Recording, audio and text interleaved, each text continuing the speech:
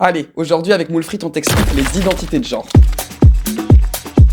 L'identité de genre, c'est l'expérience intime et personnelle qu'une personne a de son genre. Il existe différents genres auxquels on peut s'identifier, femmes, hommes, mais aussi toutes les identités du spectre non-binaire, c'est-à-dire toutes les personnes qui ne se reconnaissent ni dans le genre homme ni dans le genre femme, estimant être entre les deux, donc un mélange entre guillemets, ou aucun des deux, et ça c'est ce qu'on appelle être agenre. L'identité de genre se développe souvent pendant l'enfance, en plusieurs étapes entre 18 mois et 7 ans. Mais à cause des normes sociales omniprésentes, certaines personnes mettent parfois des années avant de conscientiser leur propre identité de genre. Alors pour l'instant c'est un peu flou, mais donc je vous explique. Une personne peut s'identifier au genre qu'on lui a assigné à la naissance. On appelle ça une personne cisgenre. Moi par exemple je suis une personne cisgenre parce que je m'identifie au genre qu'on m'a assigné à la naissance. Dans l'autre cas, une personne peut aussi s'identifier au genre qu'on ne lui a pas assigné à la naissance. C'est ce qu'on appelle une personne transgenre. Le genre d'une personne peut aussi changer au cours du temps. C'est ce qu'on appelle les personnes gender fluid. Ce qu'il faut comprendre, c'est que le genre c'est une construction sociale. C'est-à-dire que c'est un concept qui a été conçu par les êtres humains et il ne doit pas être confondu avec le sexe biologique. Le genre et le sexe biologique, ce sont